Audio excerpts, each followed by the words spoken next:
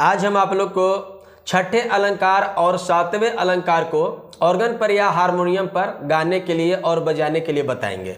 तो सबसे पहले हम लोग बजाने के लिए सीखेंगे कि छठे अलंकार को बजाने के लिए हम लोग रीड का प्रयोग कैसे करेंगे और किस रीड तक हम लोग जाएंगे।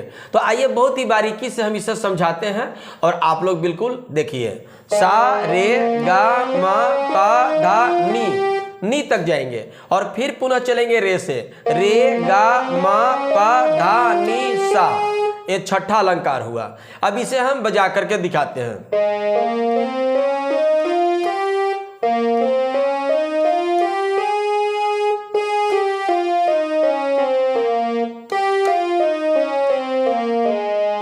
हम लोग आरोह में और अवरोह में दोनों तरफ से बजाएंगे और फिर से पुनः हम आप लोग को इसे बताते हैं। सा रे गा मा पा धा नी, रे गा मा पा धा नी सा। और अवरोह में चलेगा सा नी धा पा मा गा रे, नी धा पा मा गा रे सा। ये हुआ आपका छठा अलंकार। अब सातवें अलंकार को हम लोग कैसे बजाएंगे और कहां तक जाएंगे। तो चलिए सातवें अलंकार में सा रे गा मा पा धा नी सा, पूरा सात तक हम लोग जाएंगे। लेकिन हम लोग जब सरगम बजाते थे, जो बोलिएगा आप लोग या सोचिएगा कि जिस प्रकार से सरगम बजाते थे उसी प्रकार से सातवां अलंकार बज रहा है। जी नहीं, बिल्कुल थोड़ा सा डिफरेंस है इसमें। कैसे, आइए हम बताते हैं। सा रे गा मा पा धा नी सा। लेकिन हम लोग जब सरगम बजाते थे तो ऐसे बजाते थे। हम पहले सरगम बजा करके आप लोग को बता दे रहे हैं तो समझ में आ जाएगा कि सातवें अलंकार में और सरगम में क्या अंतर है। सा रे गा मा पा धा नी सा और फिर सा नी धा पा मा गा रे सा। ये आपका सरगम हुआ। लेकिन हम जब अलंकार बजाएंगे, जब सातवें अलंकार को बजाएंगे तो हम लोग अवरोह में लौटते समय हम लोग इस सा का प्रयोग नहीं करेंगे, हम लोग नी से ही प्रयोग करेंगे। चलिए इसे हम लोग देखते हैं। सा रे गा मा पा धा नी सा, ये हुआ।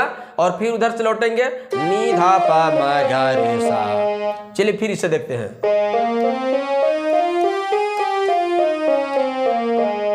ये हुआ है आपका सातवां अलंकार।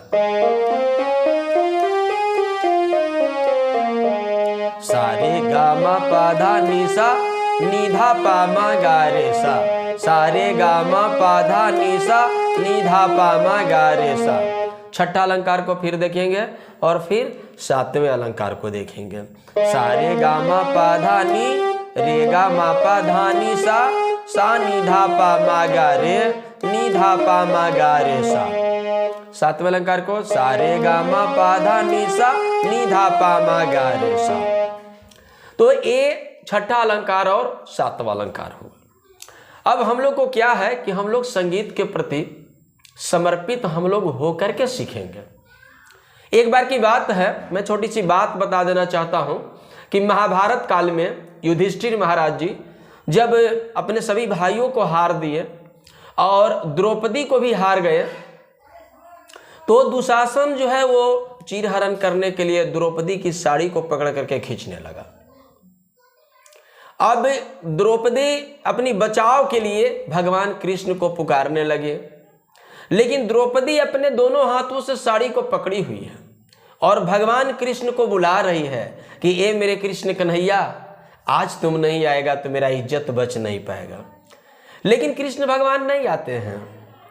वो ये समझते हैं कि मेरी बहन लगती थी द्रौपदी कृष्ण भगवान को, तो वो ये सोचते हैं कि मेरी बहना अभी दोनों हाथों से साड़ी पकड़ी हुई है, यानी उसे कहीं न कहीं अपने आप पर भरोसा है। इसके बाद में दुशासन साड़ी को खींचते जाता है।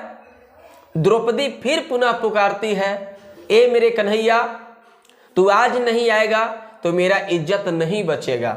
लेकिन एक हाथ से साड़ी पकड़ती है और एक हाथ ऊपर उठा करके कृष्ण भगवान को बुलाती है, फिर भी कन्हैया नहीं आते। क्योंकि कृष्ण भगवान ये जानते हैं कि अभी मेरी बहना को अपने आप पर भरोसा है। एक हाथ से साड़ी पकड़ी हुई, एक हाथ से मुझे बुला रही है। अंतिम में थक करके हार कर करके द्रौपदी बोलती है कि जा, मैं तुम्हारे प्रति अपने आप को समर्पित करती हूँ, आज मैं तुम्हें पुकारती हूँ, अगर तू इज्जत बचा ले तो तेरी मर्जी और नहीं बचा ले तो तुम्हारी मर्जी। तो कृष्ण भगवान ने इतने साड़ी बढ़ाते हैं, इतने साड़ी बढ़ाते हैं कि दुशासन साड़ी खींचते खींचते थक जाता है, उसका माथा शर्म से झुक जाता है, पता नहीं चलता है कि नारी के बीच में साड़ी है कि साड़ी के बीच में नारी है। मेरे कहने का तात्पर्य यह है कि जब भी संगीत में अभ्यास करने के लिए, रियाज करने के लिए, संगीत शब्द जब मन में जब आता है तो दो प्रकार का चीज आता है, एक निगेटिव और एक पॉजिटिव।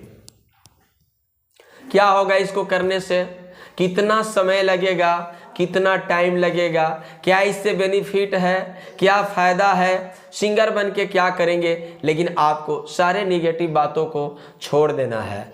यदि कहा गया है कि बोवे पेड़ बबूल के तो आम कहाँ से हो, अगर आम का पेड़ बोइएगा तो आम ही होगा, बबूल बोइएगा तो बबूल होगा। हम बहुत सारे स्टूडेंट, बहुत सारे विद्यार्थियों के मुंह से सुने हैं कि वो ऑर्गन लेके, हारमोनियम लेके रियाज करने के लिए बैठ जाते हैं और उनके मन में बारी बारी से बस निगेटिव सोच आते रहता है। बस आप रियाज करिए, मेहनत करिए, संघर्ष करिए। कहा गया है कि करत करत अभ्यास ते जड़मति होत सुजान और रसरी आवत जात ते शिल्पे परत निशान। आप मेहनत करिए, परिश्रम करिए और एकदम समर्पित हो के करिए कि हम मां सरस्वती के शिष्य हैं, मां सरस्वती के भक्त हैं।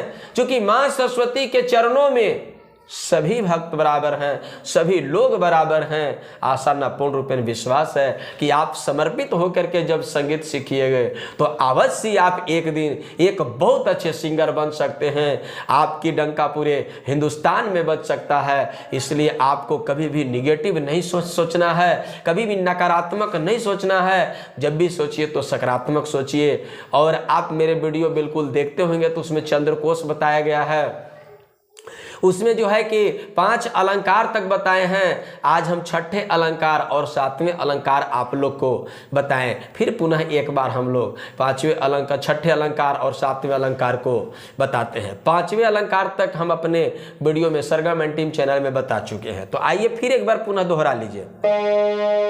सा रे गा मा पा धा नी, रे गा मा पा धा नी सा नी धा पा मा गा रे, नी धा पा मा गा रे सा। ये हुआ छठा। 7वें को सा रे गा मा पा धा नी सा नी धा पा मा गा रे सा। ठीक है, तो आप बिल्कुल इसे आप रियाज करिए। सभी अलंकार को शुरू से रियाज करिए। कोमल में भी बताया गया है, कोमल में भी आप रियाज करिए। आइए हम थोड़ा सा कोमल भी बता दे रहे हैं आप लोग को। सा रे गा मा पा धा नी सा नी धा पा मा गा रे सा। ये तो सरगम हुआ।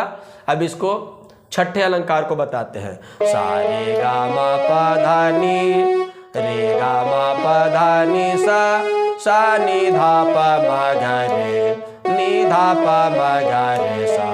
ये छठा अलंकार हुआ। 7वां सा रे गा मा पा धा नी सा नी धा पा मा गा रे सा।